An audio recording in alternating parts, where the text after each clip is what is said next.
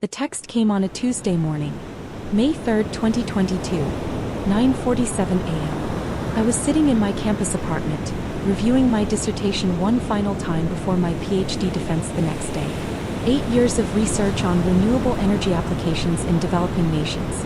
8 years of late nights, failed experiments, breakthroughs, setbacks, and finally, success. My phone buzzed. I smiled, thinking she was texting to wish me luck on my defense. Maybe to confirm their flight details for my graduation ceremony on Saturday. Instead, I read, "Sarah, your father and I have decided not to attend your graduation. We need to be honest. We think you've wasted 8 years on something impractical. Your brother's MBA graduation is in 2 years, and that actually matters for his career. We're saving our time and money for that. Hope you understand." I stared at the screen for a full minute.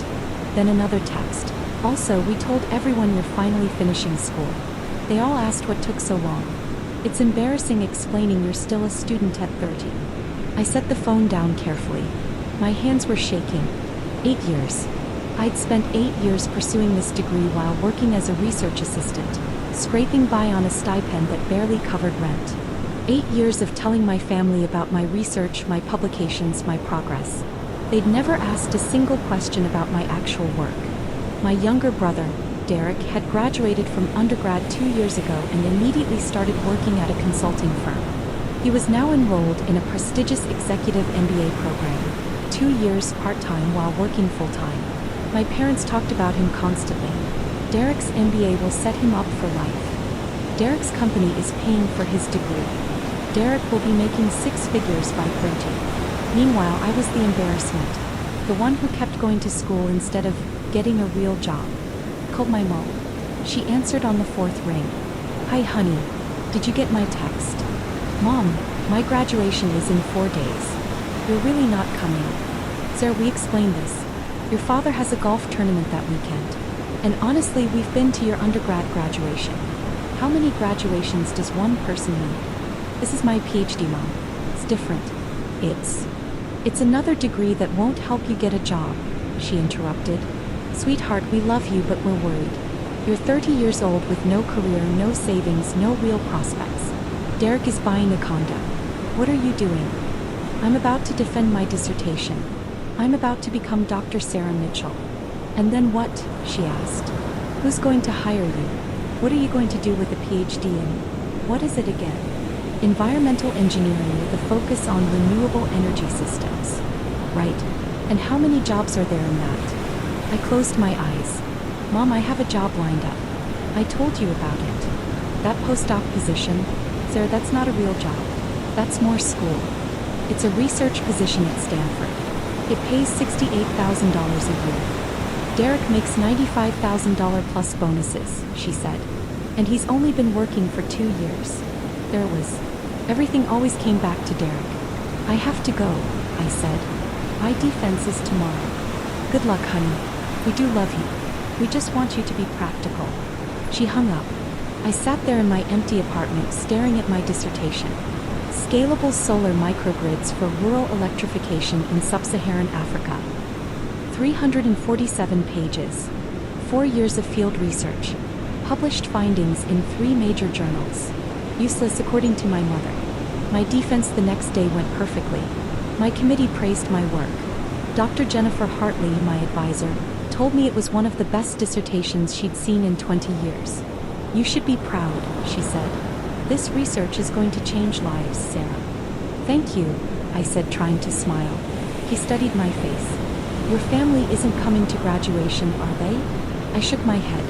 "I'm sorry," she said gently. "For what it's worth, I'll be there. And I'm proud of you." Saturday arrived. May 7, 2022. Graduation day. I put on my doctoral robes alone in my apartment. The heavy black gown, the velvet tam, the blue and gold hood representing my field. I looked at myself in the mirror. Dr. Sarah Mitchell. I'd done it. Despite everything, I'd done it. The ceremony was at 2 p.m. at the university's main arena. Hundreds of graduates, thousands of family members filling the seats. I sat in the doctoral candidate section. About 40 of us total. Around me, I heard excited chatter. People pointing out their families in the crowd. Parents waving. Siblings holding signs. I looked up at the sea of faces and saw no one I knew. Dr. Hartley was sitting with the faculty, but that was it. When they called my name, Sarah Elizabeth Mitchell, Doctor of Philosophy in Environmental Engineering, I walked across that stage to polite applause from strangers. No one screamed my name. No one stood up. No one took photos. I shook the dean's hand, received my diploma, and walked off the other side. That was it. 8 years summed up in 15 seconds. After the ceremony, I stood outside the arena watching families celebrate. Flowers, balloons, tears of joy. Parents hugging their graduates, telling them how proud they were. I got in my 12-year-old Honda Civic and drove back to my apartment. That night, I ate takeout Chinese food alone and updated my LinkedIn profile. Sarah Mitchell, PhD. My mom texted at 8:30 p.m. Did it go okay? Not, congratulations. Not, we're proud of you. Just, did it go okay? I typed back, yes. She replied, good. Talk soon. That was it. Over the next 2 weeks, I packed up my apartment and moved to Palo Alto for my postdoc position at Stanford. Dr. Hartley had connected me with Dr. Robert Chin, who was running a groundbreaking lab focused on affordable renewable energy for developing nations. The work was exactly what I wanted: meaningful, innovative, challenging. I was developing solar microgrid systems that could be manufactured and installed cheaply in areas without reliable electricity. My parents called once during those first 3 months to tell me Derek had gotten promoted to senior consultant. He's really going places, my dad said. Making smart career moves. That's great, I said. How's your research thing going? It's going well. We just got approved for field testing in Kenya. Kenya. My mom's voice was skeptical. Why Kenya? Because 600 million people in sub-Saharan Africa don't have access to reliable electricity. My microgrids could change that. Silence. Then my dad, well, that's nice, honey. Very noble. Derek's company just signed a contract with a Fortune 500 company. Big commission for him. I stopped telling them about my work after that. 6 months into my postdoc, something unexpected happened. I'd been collaborating with a small startup called SolarReach that was trying to commercialize renewable energy solutions for developing markets. They'd been struggling. Great technology, terrible business model. The CEO, Michael Torres, called me in November. Sarah, we're going under. We've got maybe 2 months of runway left. But your microgrid design, it's revolutionary. If we could figure out how to scale it to make it profitable. I'm a researcher, not a business person, I said. You know what I mean. Just keep it professional. Don't make it about family stuff. Derek, do you actually know what I do at the museum? You work there. Museum stuff. Look, I gotta go. Just don't make things weird, okay? He hung up. I sat there for a long moment, then pulled up the museum's website. My bio was prominently featured on the leadership page. Dr. Sarah Mitchell, Executive Director, PhD, Cultural Anthropology, Yale University, former Deputy Director, Metropolitan Museum of Art Board Member, International Council of Museums author, Cultural Preservation in the 21st Century, 2019 recipient, National Medal of Arts. There was a professional photograph of me at my desk, the museum's soaring atrium visible through the window behind me. Contact information. A detailed CV. Derek had never looked. Not once in 4 years. January 13th arrived cold and bright. I dressed carefully that morning. A tailored charcoal suit, minimal jewelry, my hair pulled back in a professional bun. I looked exactly like what I was. A senior executive in one of the world's most important cultural institutions. At 9:45 a.m. Jennifer briefed me. Congresswoman Chen's motorcade just arrived. Security is escorting her up. Her chief of staff, 2 aides and a press liaison. Press. They want photos of her with the international flags in the main hall. Good optics for her arts and culture subcommittee work. Of course. This was as much about her political profile as genuine interest in museums. At 9:58 a.m. my desk phone rang. Security. Dr. Mitchell, Congresswoman Chen's party is in the main lobby. Ready for you. I'll be right down. I took the elevator to the ground floor. The museum wasn't open to the public yet. We had an hour before the doors opened. The vast main hall was empty except for the security detail, Rebecca Chin and her staff. Rebecca looked polished and professional in a navy dress and blazer. She was speaking with her press liaison, gesturing toward the soaring architecture, clearly planning her photo angles. I approached quietly. Her chief of staff, a sharp-eyed man in his 40s, noticed me first. "Dr. Mitchell," he said, extending his hand. "Tom Bradford, Congresswoman Chen's chief of staff. Thank you for accommodating this tour." "Of course." I shook his hand, then turned to Rebecca. "Congresswoman Chen, welcome to the Smithsonian National Museum of Natural History. I'm Dr. Sarah Mitchell, Executive Director." Rebecca turned, her political smile in place. "Dr. Mitchell, thank you so much for—" She stopped. Her smile froze. Her eyes widened slightly. "Mitchell?" she said. "Sarah Mitchell?" "Yes." "As in, Derek's sister Sarah Mitchell?" "Yes." The silence that followed was profound. Tom Bradford looked confused. The aides exchanged glances. The press liaison kept her camera ready, uncertain whether to photograph this moment. I didn't realize. Rebecca's professional composure was cracking at the edges. "Derek said you worked at a museum. He didn't mention that I run it?" I finished gently. "No, he wouldn't have mentioned that. He doesn't actually know what I do here." Rebecca's face cycled through several expressions: embarrassment, confusion, realization. "The executive director. You're the executive director of the Smithsonian Natural History Museum. One of 19 Smithsonian museums, yes. This is my primary responsibility." Tom Bradford, to his credit, recovered quickly. "Congresswoman, shall we begin the tour? Dr. Mitchell has generously set aside 2 hours for us." "Yes," Rebecca said, but she was still staring at me. "Yes, of course." I led them through the museum, starting with the main exhibitions. I explained our mission: research, education, preservation of 145 million specimens and artifacts representing the natural and cultural history of our world. I showed them our research facilities, where hundreds of scientists conducted groundbreaking work in biology, geology, anthropology, and paleontology. Rebecca asked intelligent questions.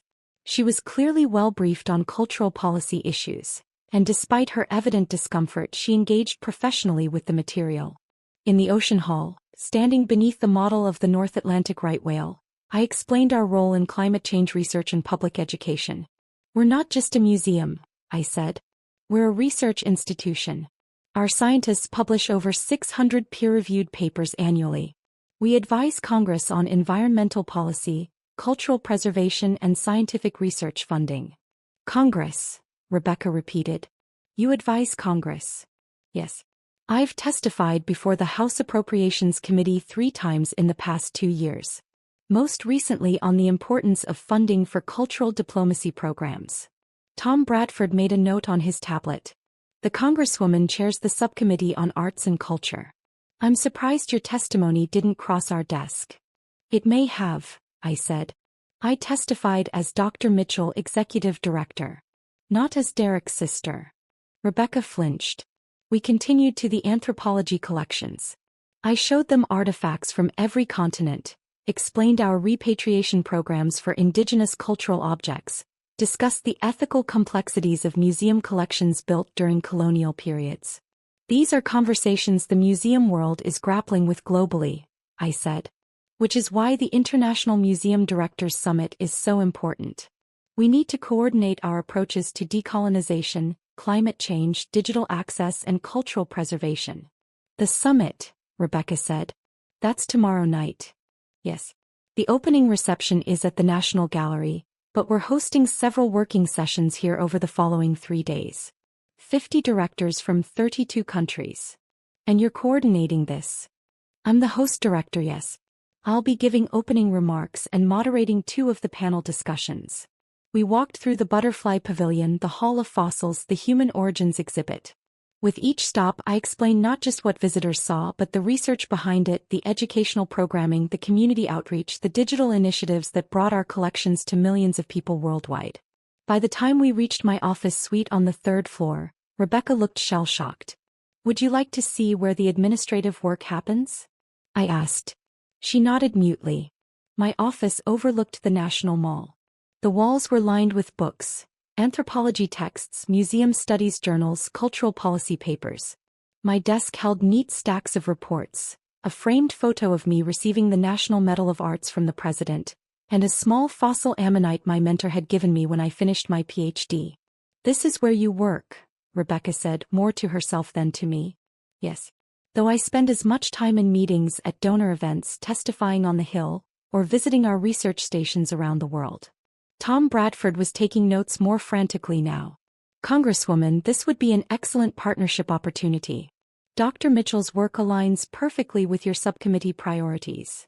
"Yes," Rebecca said faintly. "I can see that." Jennifer knocked and entered. "Dr. Mitchell, the secretary's office called. They need your input on the French delegation's request. Tell them I'll call back in 20 minutes. Also, the director of the Louvre would like to schedule a pre-summit call with you. This afternoon if possible." Dr. Mitchell has been named to Forbes 30 Under 30 list, received the UN's Sustainable Development Innovation Award, and has published groundbreaking research in renewable energy applications. She represents the very best of what a Stanford education can achieve, using business as a force for positive change in the world. My heart was pounding. Please join me in welcoming Dr. Sarah Mitchell. I walked onto that stage into blinding applause. The screens showed my face, my name, my credentials. I walked to the podium looking out at 427 graduates and thousands of family members. And there in section 114 row 22 I saw them. My mother standing up to applaud, frozen mid-clap. Her mouth open. Her face white. My father beside her, gripping the armrest of his seat. Staring.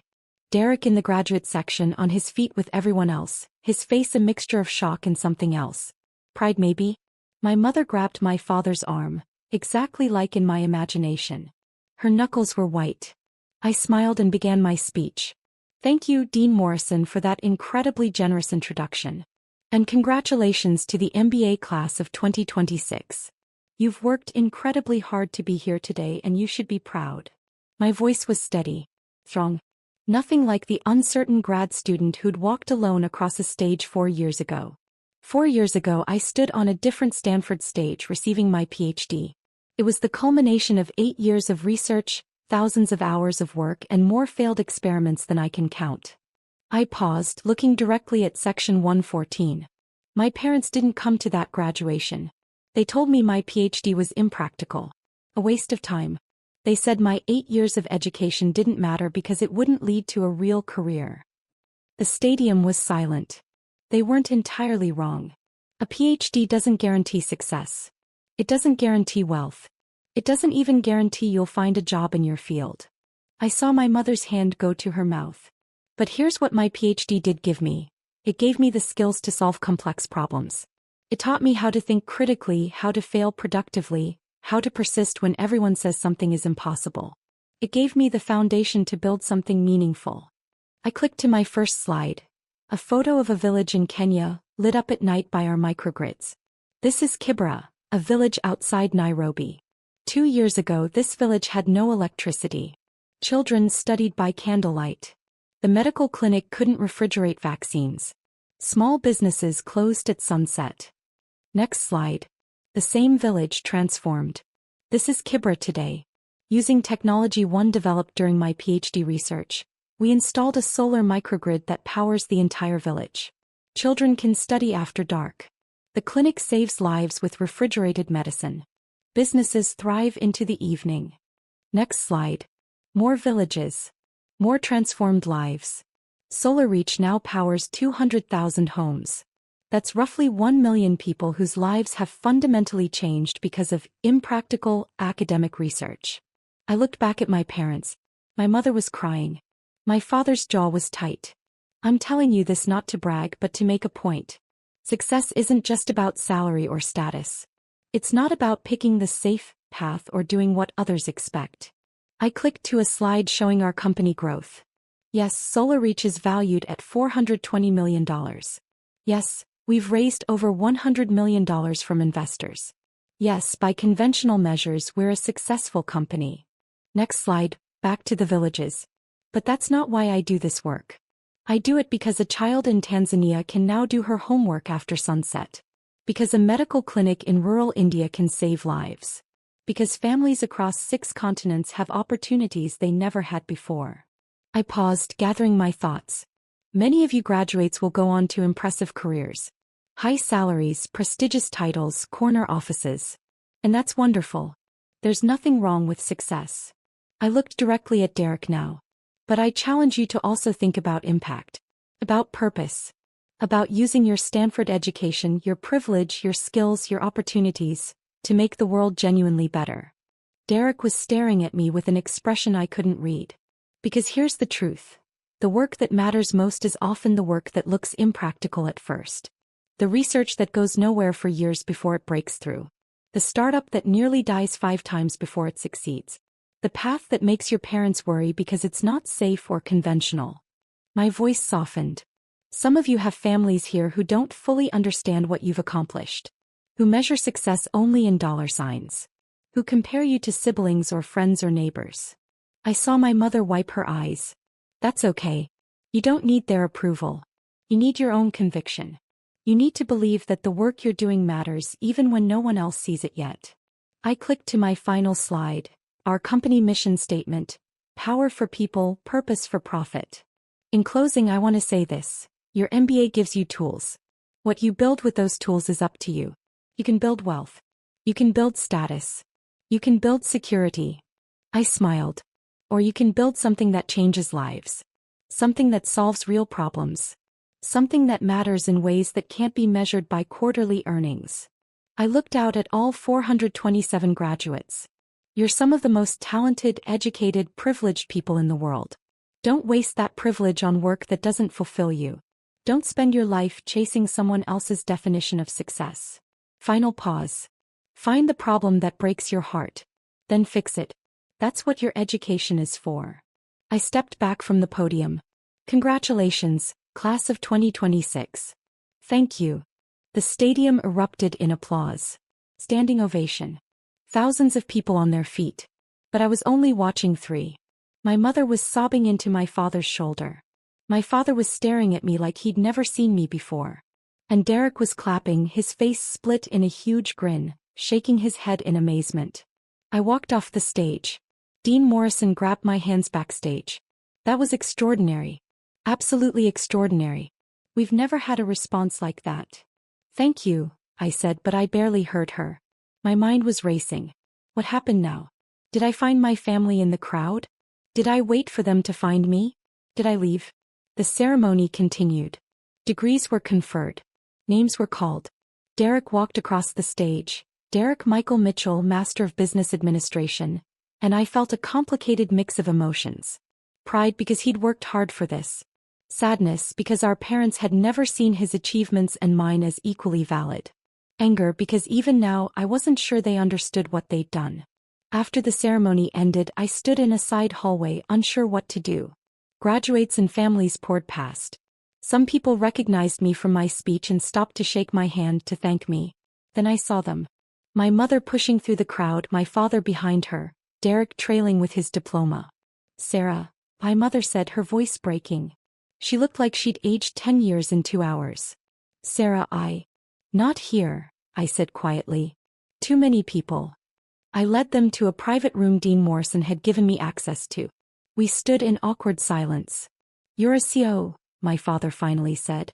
Of a $420 million company. Co-founder and CTO, I corrected. But yes. Why didn't you tell us? My mother asked. I did tell you. Multiple times. You didn't listen. You said you were doing research. You never said you started a company. I told you I left Stanford for a startup. You said it was impractical.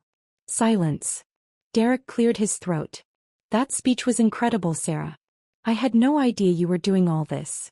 You never asked, I said, but not unkindly. That's not fair, my father protested. We always asked about your work. No, I said firmly. You asked if I had a real job yet. You asked when I was going to get serious about my career. You compared me to Derek constantly. But you never once asked what my research was actually about. You never asked what I was building. You never cared. We cared, my mother insisted, crying. We were just worried. You were embarrassed, I interrupted. You were embarrassed that I spent 8 years on a PhD instead of getting a job. You were embarrassed that I didn't have a conventional career path. You were embarrassed to tell people about me. That's not true. Mom, you didn't come to my PhD graduation. You said it was a waste of time. You said Derek's MBA mattered more. She flinched like I'd slapped her. And now, I continued. Now that you know I'm successful by your standards? Now that I have money and recognition and status? Now I matter. You always mattered, my father said weakly. Then why wasn't I worth a single day? Derek's graduation was worth a week of your time. Mine wasn't worth a Saturday. No one spoke. Derek looked at our parents. She's right. You know she's right. Derek, my mother started. No, Mom. I've watched you treat Sarah differently my whole life. I knew it was happening. I didn't say anything. I should have. He turned to me. I'm sorry, Sarah. I should have stood up for you. That unexpected apology cracked something in my chest. It's not your fault, I said quietly. It kind of is. I benefited from it. I let it happen. My mother was fully crying now. Sarah, please. We made a terrible mistake. We were wrong. We were so wrong. About what? I asked. About me being unsuccessful? Or about how you treated me? She opened her mouth, then closed it. That's what I thought, I said. You're sorry I turned out to be successful. You're sorry you were wrong about me. But are you sorry for making me feel worthless? For comparing me to Derek for my entire life? For missing the single most important achievement of my life because you decided it didn't matter? My father stepped forward. Sarah, we love you. We've always loved you. Maybe, I said. But love isn't enough when it comes with conditions. When it depends on me meeting your definition of success. What do you want from us? My mother asked desperately. I thought about that. What did I want? An apology? You've gotten that. An explanation? There wasn't one that would satisfy me. A promise to change? Words were easy. I don't know, I admitted. I honestly don't know. We stood there 5 feet apart, an ocean of hurt between us. I have to go, I said finally. I have a dinner with Dean Morrison and some faculty. Can we talk later? My father asked. Can we try? I looked at them. My parents who'd shaped my childhood, my self-worth, my relationship with success. Who taught me that achievement mattered more than character. That status mattered more than substance. Who'd missed my PhD graduation and broken something in me that might never fully heal. But they were still my parents. Maybe, I said. Someday. But not today. I left them there and went to my dinner. Over the following weeks, my parents tried to reconnect. Phone calls, emails, a handwritten letter from my mother that was 12 pages long. Derek and I started talking more. Real conversations, not surface-level updates. He admitted that he'd always felt the pressure of being the golden child, that he'd chosen his career partly because it was what they wanted. I'm thinking about making a change, he told me 2 months after graduation. Maybe doing something more meaningful than consulting. Like what? I don't know yet. But your speech got me thinking. About impact. About purpose. That's great, Derek. Maybe we could grab coffee sometime? Talk about it. We did. Once a month, then twice. Slowly rebuilding a relationship that had been stunted by our parents' favoritism. As for Mom and Dad, I kept them at arm's length for a long time. The hurt was too fresh, too deep. But on Christmas, 8 months after Derek's graduation, I agreed to have dinner with them. It was awkward. Painful. Full of long silences and careful words. But it was a start. My mother showed me a scrapbook she'd made. Articles about Solar Reach. My Forbes 30 under 30 profile. Photos from speaking engagements. I've been following everything, she said quietly.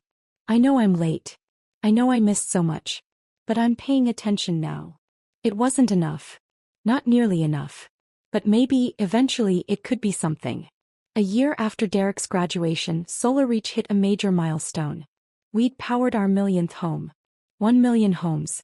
5 million people with access to reliable electricity who'd never had it before. Michael and I stood in our office, looking at the map showing all our installations spread across 47 countries. We did it, he said. We did, I agreed. My phone buzzed. A text from my mother. Saw the news about the millionth home. Sarah, I am so incredibly proud of you. Not because of the number or the success, but because you're changing people's lives. You were right. Your PhD wasn't useless. It was the foundation for something extraordinary. I'm sorry it took me so long to see it. I stared at the text for a long time. Then I typed back, "Thank you, Mom." It wasn't forgiveness. Not completely. But it was acknowledgement. Progress. That night I went home to my apartment and pulled out my PhD diploma. I'd kept it in a drawer for 4 years, too painful to display. Now I hung it on my wall. Dr. Sarah Mitchell, Doctor of Philosophy in Environmental Engineering. Not useless. Never useless. The foundation for everything I'd built. Everything I'd become. I thought about that lonely graduation day. Sitting in the arena watching families celebrate while I sat alone. Walking across the stage to silence. It had hurt so much. But it had also taught me something crucial. My worth didn't depend on anyone's approval. Not my parents, not society's, not even my own family's. My worth came from the work itself. From the problems I solved. From the lives I changed. From the villages lit up at night because of research my parents called impractical. From the children studying after sunset because of technology they said was useless. From the impact I made in the world because I'd refused to let their judgment define me. I'd walked across that stage alone 4 years ago. But I'd walked across Stanford's stage last May as Dr. Sarah Mitchell, CEO of a company changing the world. And that made all the difference.